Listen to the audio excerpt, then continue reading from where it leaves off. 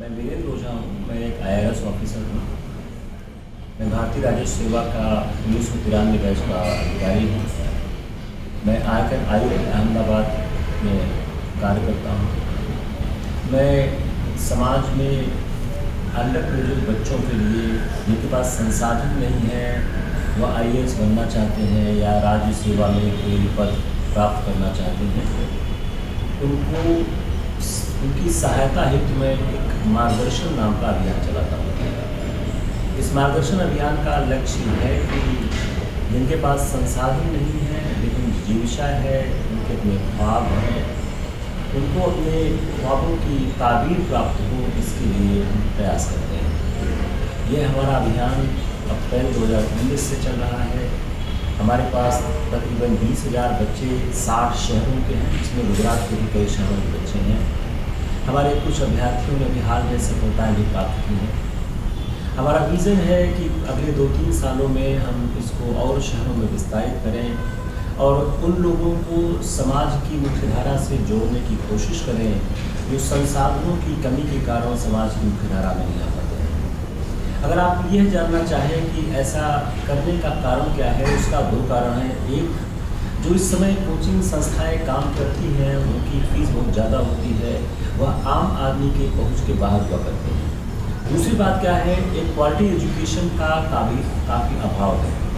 वैसे ही समाज में शिक्षा का स्तर लगातार कम होता जा रहा है और ये कोचिंग इंस्टीट्यूट एक बाजारू कार्य करती हैं, वह गुणवत्ता पर कम ध्यान देती हैं। मार्गदर्शन अभियान गुणवत्ता को लेकर बहुत सजग है और हम गुणवत्ता पर पढ़ाई करना चाहते हैं। आशा है कि आने वाले समय में और अधिक से अधिक छात्र और छात्राएँ हमसे जुड़ेंगे। हम महिलाओं पर विशेष ध्यान देते हैं। लड़कियों को मेरा ज़्यादा लगाव इसलिए रहता है क्योंकि समाज में जो उपेक्षित वर्ग है उसमें महिलाओं की स्थिति अभी भी उस तरह से सशक्त नहीं हो सकी है जैसे सशक्त होनी चाहिए। हम दूर दराज के शहरों में, गांव में जाना चाहते हैं।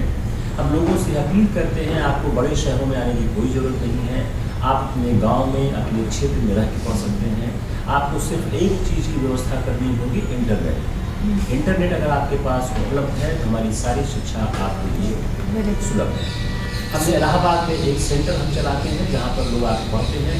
ऐसा सेंटर हम और शहरों में भी स्थापित करने का प्रयास कर रहे हैं। सर, कोचिंग सेंटर्स तो बहुत सारे हैं, आपको क्या लगता है कि वहाँ पे क्या गलत हो रहा है या क्या नहीं हो पा रहा?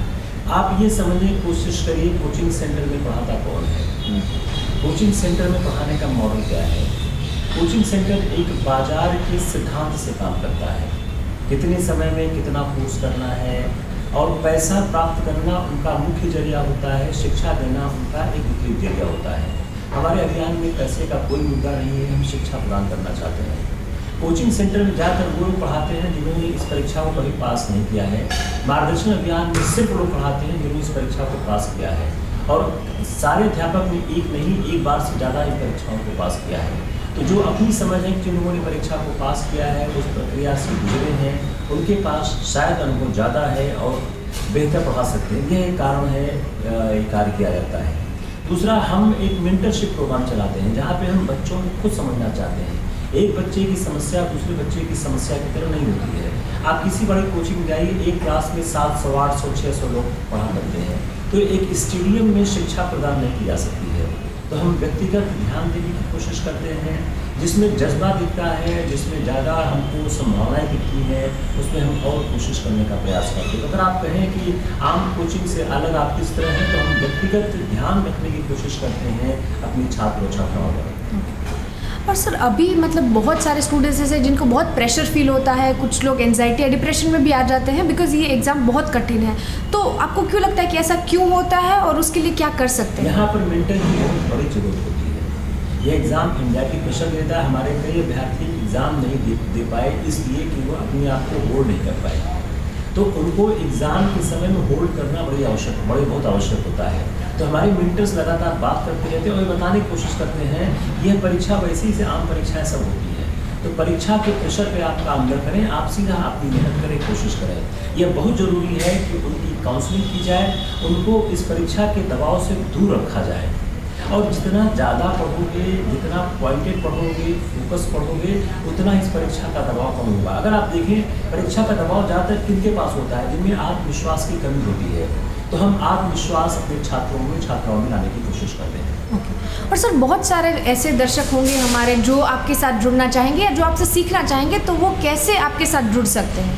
मेरा YouTube चैनल है जिसका नाम है online IAS classes by Virendra Ojha. मेरा ऐप है, मैं आपको दे दूँगा। मेरा नाम आप गूगल करिए, आपको सब कुछ मिल जाएगा। मेरी वेबसाइट है margdarshaneducation.com, virendraoja.com, 2 वेबसाइट है, आप किसी से भी जुड़ सकते हैं। हमारे वॉलंटियर्स के फ़ोन नंबर्स हर जगह अवेलेबल हैं, आप उनको फ़ोन करके तुरंत कॉन्टेक्ट कर सकते हैं। और अगर आप कोई मैसेज छोड़ते हैं तो हमारे वॉलंटियर्स आपसे तुरंत संपर्क करते हैं। और सर आखिर में सिर्फ आप बता सकते हैं कि अभी गुजरात में जो बच्चे हैं उनकी क्या सिचुएशन है, वो इतने अवेयर है कि नहीं, कितने बच्चे पढ़ते हैं यहाँ से? गुजरात में मुझे काम करते हुए 2 साल के आसपास हो चुका है। गुजरात में अभी भी इस शिक्षा का अवेयरनेस काफ़ी कम है। गुजरात सरकार अच्छा काम कर रही है, उनका एक इंस्टीट्यूट चल रहा है, लेकिन एक इंस्टीट्यूट इतने बड़े राज्य को पूरी शिक्षा प्रदान नहीं कर सकती है।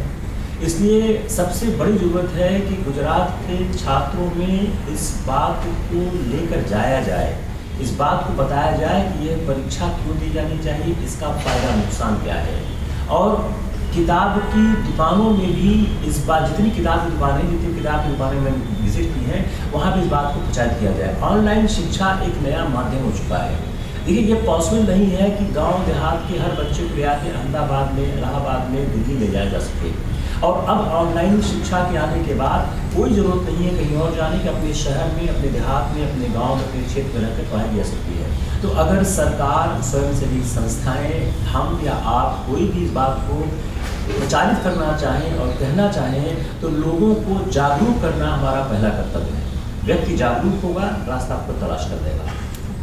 Great sir, thank you so much. हम भी चाहते हैं कि बहुत सारे बच्चे जो ये सिविल सर्विस के एग्ज़ाम में पढ़ना चाहते हैं वो आपके साथ जुड़े और उनको भी अच्छे से मार्गदर्शन मिले। Thank you so much.